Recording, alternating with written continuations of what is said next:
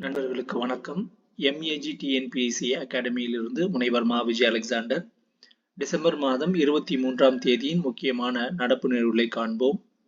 ஸ்பேடெக்ஸ் திட்டத்துக்காக விண்ணில் செலுத்தப்பட உள்ள PSLV C-60 ராக்கெட்டின் 4ஆம் நிலையில், அதாவது POEM-4 24 ஆய்வு கருவிகள் இடம்பெற்றுள்ளன என்று இஸ்ரோ தெரிவித்துள்ளது.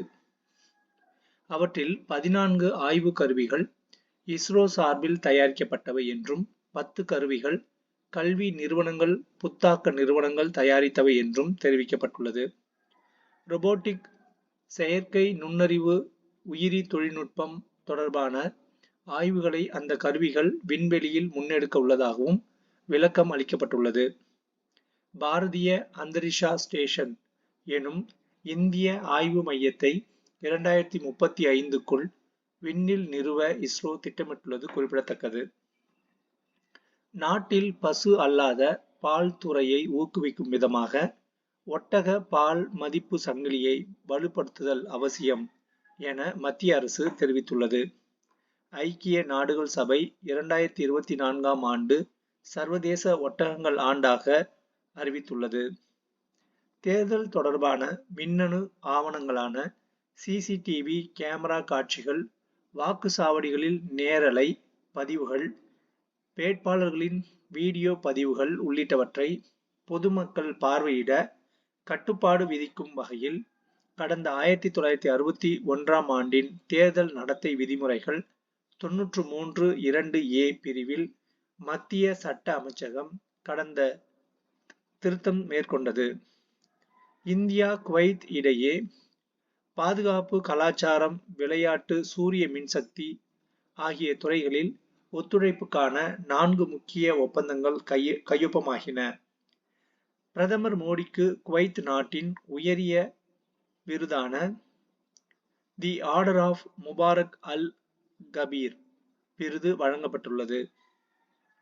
இந்தியா, குவைத் இடையிலான நல்லுறவை வலுப்படுத்துவதில் ஆற்றி வரும் பங்களிப்பை கௌரவிக்கும் வகையில் பிரதமருக்கு இந்த விருது அளிக்கப்பட்டுள்ளது. சுவிட்சர்லாந்தில் தொடங்கும் உலக பொருளாதார கூட்டமைப்பின் உச்சி மாநாட்டில் மகாராஷ்டிர முதல்வர் தேவேந்திர பட்னாவிஸ், ஆந்திர முதல்வர் சந்திரபாபு நாயுடு, தெலுங்கானா முதல்வர் ரேவந்த் ரெட்டி, 100க்கும் மேற்பட்ட இந்தியாவை சேர்ந்த தலைமை நிர்வாக அதிகாரிகள் பங்கேற்க உள்ளனர். தாவோஸ் நகரில் இந்த மாநாடு தொடங்க உள்ளது. நுண்ணறிவு யுகத்துக்கான ஒத்துழைப்பு என்ற கருப்பொருளுடன் இந்த மாநாடு நடைபெற உள்ளது குறிப்பிடத்தக்கது. 2022-23ஆம் நிதியாண்டில் ICC நாடுகளுடனான இந்தியாவின் மொத்த வர்த்தக மதிப்பு $184 பில்லியன், அதாவது ரூபாய் 15.67 லட்சம் கோடி ஆகும்.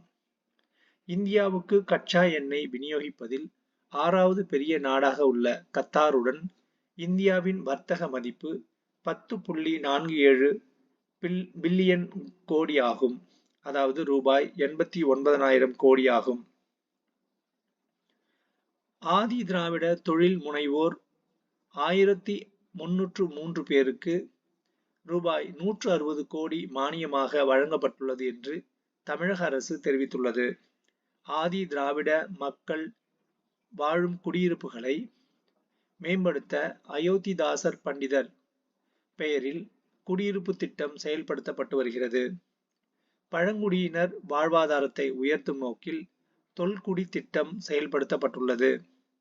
இந்த திட்டத்தின் கீழ் வீடற்ற பழங்குடியினருக்கு 750 வீடுகள் ரூபாய் 40.3 கோடியில் கட்டப்படுகிறது. பழங்குடியின கிராம மக்கள் வாழும் கிராமங்களை இணைக்கும் வகையில் 8 மாவட்டங்களில் அணுகு சாலைகள் அமைக்கப்பட்டு வருகின்றன. ஆதி திராவிடர் மற்றும் பழங்குடியினர் சமூக பொருளாதார மேம்பாட்டுக்கான தொழில் முனைவு திட்டம் செயல்படுத்தப்படுகிறது. கடந்த 40 மாதங்களில் இந்த திட்டத்தின் கீழ் 52,255 பயனாளிகளுக்கு மானியத்துடன் கூடிய கடன் உதவி ரூபாய் 409.68 கோடி வழங்கப்பட்டுள்ளது. ஆதி திராவிட மகளிர் நலம் வாங்கும் திட்டத்தை செயல்படுத்த ஆண்டுதோறும் மானியம் வழங்கப்பட்டு வருகிறது. வன்கொடுமையால் பாதிக்கப்பட்டவருக்கு வழங்கப்படும் நிவாரணத் தொகைகள் உயர்த்தப்பட்டுள்ளன.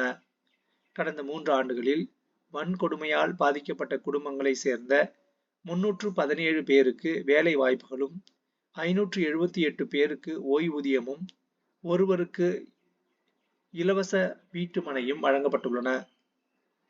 வீடற்ற ஆதி திராவிடர் மற்றும் பழங்குடியின மக்களின் சமூக பொருளாதார நிலையை உயர்த்த இலவச வீட்டுமனை பட்டா வழங்கப்பட்டு வருகிறது. இந்த திட்டத்தின் கீழ் 2021ஆம் ஆண்டுக்கு பின் 2861 பயனாளிகளுக்கு இலவச வீட்டுமனை பட்டா வழங்கப்பட்டுள்ளது. வெளிநாடுகளில் உயர்கல்வி பெறுவோருக்கு உதவித்தொகை அளிக்கப்பட்டு வருகிறது. இந்த திட்டத்தில் கடந்த 3 ஆண்டுகளில் 64 ஆதி திராவிட பழங்குடியின இளைஞர்கள் பயன்பெற்றுள்ளனர். ஆதி திராவிடர் மற்றும் பழங்குடியினர் மாணவர்களுக்கு தேவையின் அடிப்படையில் விடுதிகள் கட்டி கொடுக்கப்பட்டுள்ளன. இதுவரையில் 60க்கும் மேற்பட்ட புதிய விடுதி கட்டிடங்களும், விடுதிகளில் பராமரிப்பு பணிகளும் நடைபெற்று வருகின்றன. பொருளாதாரத்தில் பின்தங்கிய வீடற்ற 500 நரிக்குறவர் மற்றும் 1000 இதர பழங்குடியினர் குடும்பங்கள் பயன்பெறும் வகையில் 20 மாவட்டங்களில் 1500 வீடுகள் கட்டப்பட்டு வருகின்றன. இதேபோல இருளர் பழங்குடியினருக்கு 1094 வீடுகள் கட்ட ரூபாய் 50 கோடி ஒதுக்கப்பட்டுள்ளது.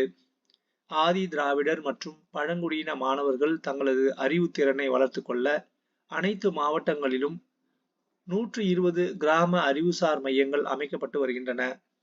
நரிக்குறவர் மற்றும் இருளர் பழங்குடியினருக்கான வாழ்வாதாரத்தை மீட்டெடுக்கவும், சுய தொழில் தொடங்கவும் 26 மாவட்டங்களில் வாழும் 2024 நரிக்குறவர் பழங்குடியினருக்கும் 178 இருள் பழங்குடியினருக்கும் ரூபாய் 11.01 கோடி அரசு மானியத்துடன் சிறு வணிக கடன் வழங்கப்பட உள்ளது. QS அமைப்பின் தரவரிசை பட்டியலில் VIT பல்கலைக்கழகம் இந்திய அளவில் 8வது இடமும், உலக அளவில் 396வது இடமும் பிடித்துள்ளது. இந்திய கிரிக்கெட் பந்து வீச்சாளர்களில் அனில் கும்ப்ளேவுக்கு அதாவது 619 விக்கெட்டுகள் அவர் எடுத்துள்ளார். அவருக்கு அடுத்ததாக அதிக விக்கெட்டுகள் வீழ்த்திய சாதனையாளர் ரவிச்சந்திரன் அஸ்வின் 537 விக்கெட்டுகளை வீழ்த்தியுள்ளார். மலேசிய தலைநகர் கோலாலம்பூரில் நடைபெற்ற 19 வயதுக்குட்பட்டோருக்கான மகளிருக்கான ஆசிய கோப்பை T20 கிரிக்கெட் போட்டியில் இந்திய அணியினர் சாம்பியன் பட்டம் வென்றனர். உலகிலேயே முதன்முறையாக ஆஸ்திரேலிய அரசு 16 வயதுக்குட்பட்ட சிறார்கள் முகநூல், படவரி அதாவது இன்ஸ்டாகிராம் உள்ளிட்ட சமூக வலைதளங்களில் தங்கள் கணக்கை தொடங்குவதற்கும் பயன்படுத்துவதற்கும் முழுமையாக தடை விதித்து சட்டம் இயற்றியுள்ளது. நன்றி.